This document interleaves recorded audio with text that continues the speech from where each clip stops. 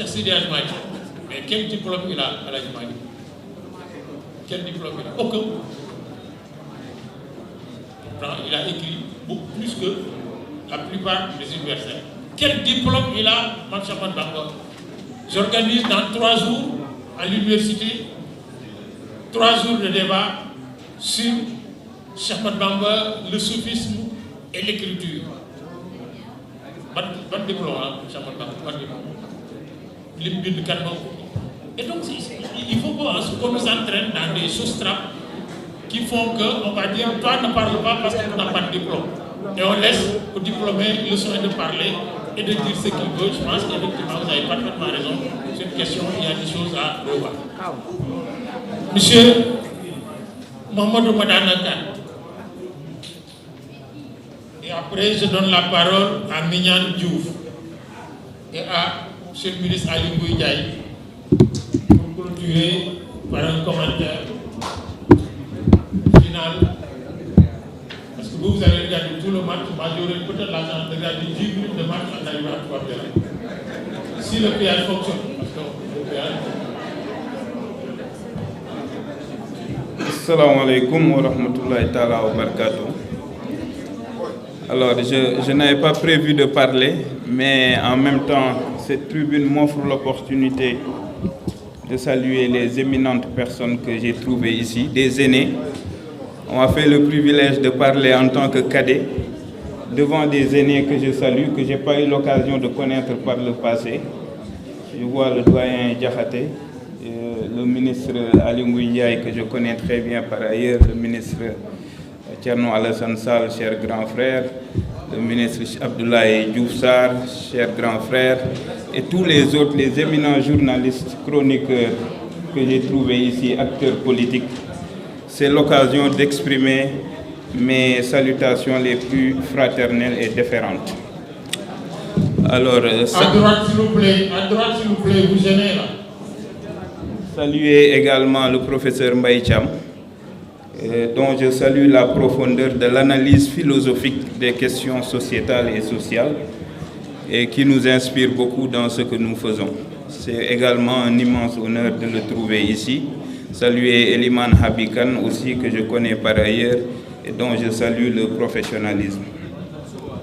Saluer mon cher frère Bachir Fofana qui m'a appelé il y a quelques jours pour m'inviter à venir participer à cette activité de grande qualité, le féliciter pour cet ouvrage et dire ce qui suit. Les 2 années qui viennent de s'écouler nous ont appris une chose. En tout cas, nous imposent le devoir d'apprendre notre leçon à 2 niveaux. D'abord, c'est d'apprendre à être pragmatique et ensuite d'apprendre à être réaliste.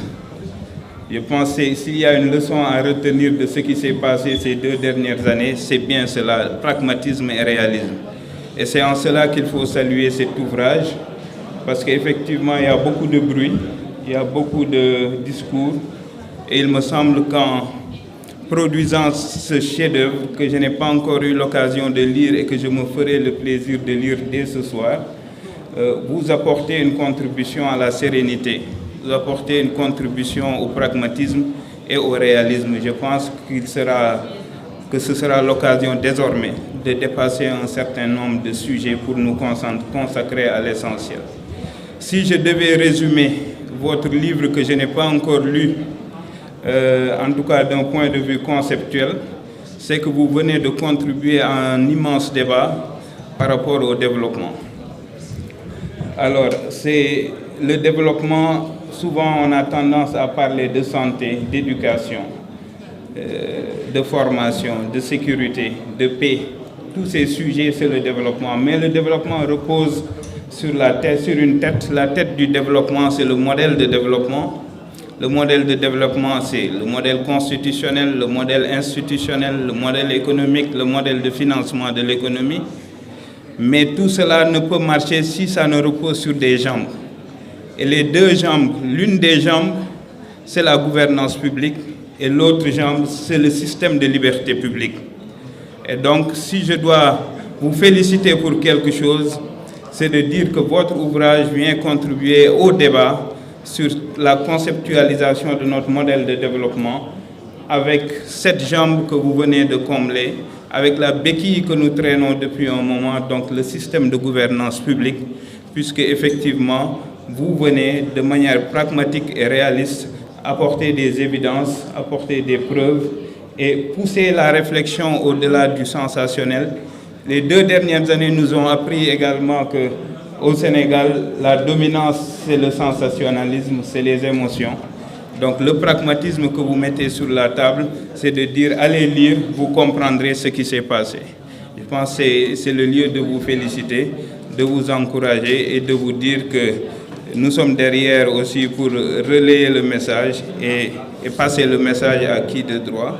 Vous encourager, vous féliciter et saluer à nouveau toute l'audience pour l'écoute attentive. Merci. Merci beaucoup, Madame.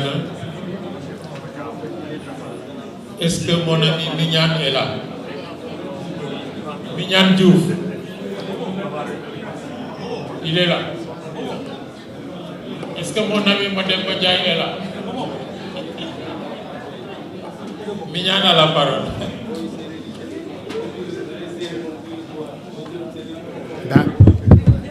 Merci beaucoup et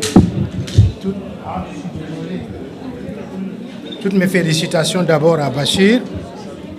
Je voudrais aussi parler au nom d'un groupe, la société civile sénégalaise, qui avait mis en place le 25 janvier 2026 un groupe de suivi citoyen sur le dossier Azer. Et nous étions partis sur le principe que 37 milliards annoncés et perdus dans les méandres de l'histoire politique au Sénégal, nous avions l'obligation citoyenne, en tant qu'acteur de la société civile, d'aller traquer ces 37 milliards. Et donc, on a convoqué une réunion dans laquelle toutes les organisations qui sont là aujourd'hui présentes, la RADDHO, le CONGAD, Forum Civil, Forum Justiciable, toutes ces ligues Africa, on avait donc mis en place ce cadre-là, c'était pour essayer de savoir quel est le peuple qui a détourné ces 37 milliards. Et on a demandé à rencontrer d'emblée l'honorable député Thierno Alassane Sall, qui nous répond à 2 réunions, qui vient nous écouter, répondre à nos questions, nous fournir aussi une documentation dont on avait besoin. Et ensuite, on a demandé une rencontre avec la direction de l'Azer, qui nous reçoit aussi pendant 3 heures d'horloge pour nous expliquer ce qu'ils appelaient la surfacturation, la renégociation, etc. Nous avons tenté aussi de rencontrer l'ancien directeur, qui n'était pas à l'époque à Dakar, mais dès qu'il est revenu, ayant vu nos appels, il m'a répondu et il m'a dit « Je suis disposé aussi à vous rencontrer ». Il est venu dans nos bureaux, il nous a rencontrés. Il nous a dit ce qu'il savait et ce qu'il disposait comme document. Nous avons tenté aussi de rencontrer M. Khan. Et ça n'a pas été facile parce que M. Khan, à l'époque, il était hors du pays. Nous avons cherché, on nous a dit qu'il était à Dubaï.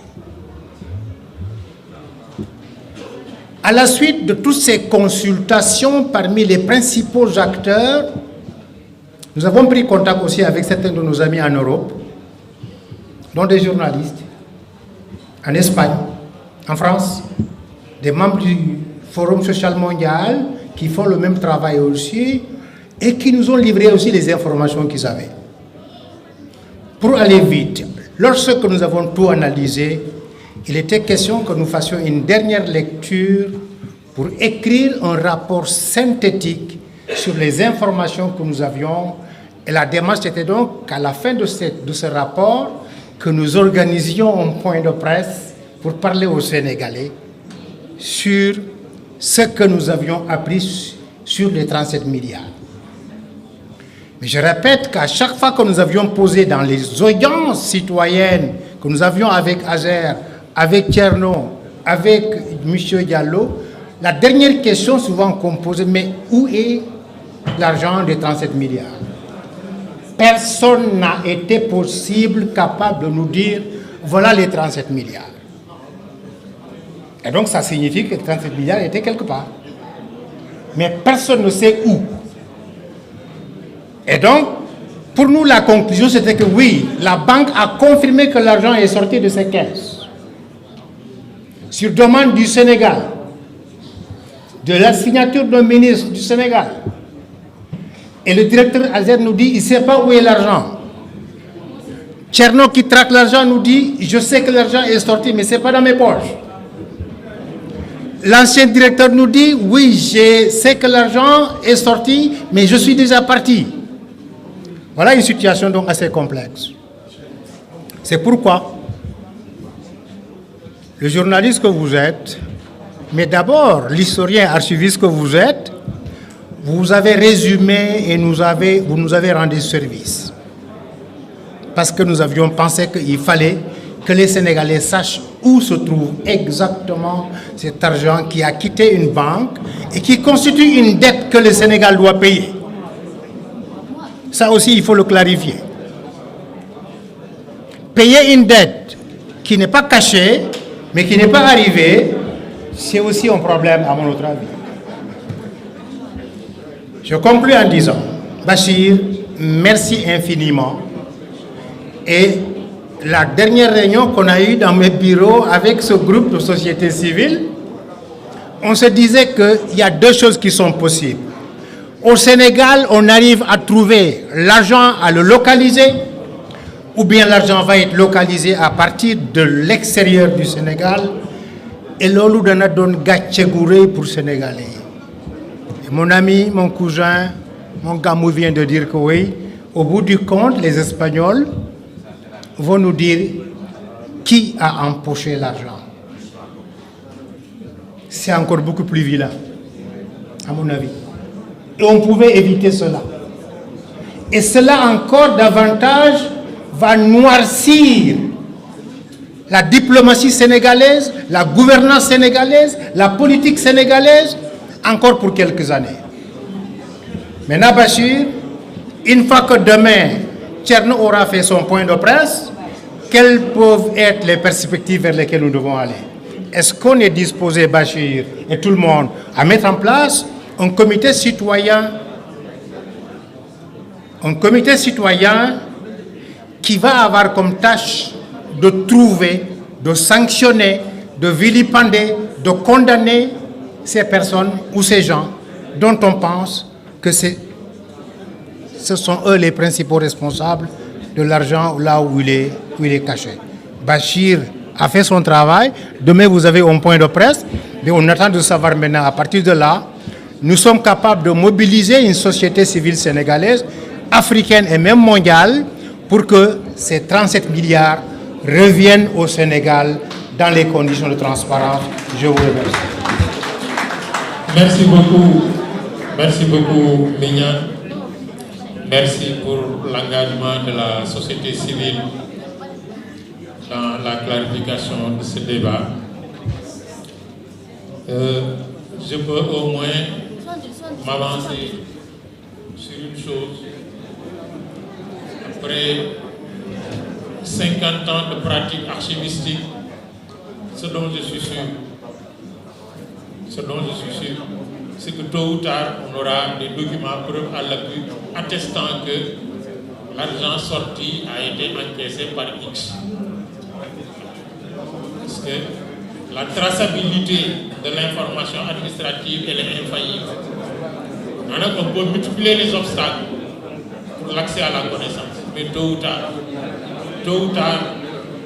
des documents sortiront attestant sur la base et de l'authenticité et de la validité que c'est X qui a donné l'ordre de virer, c'est Y qui a reçu.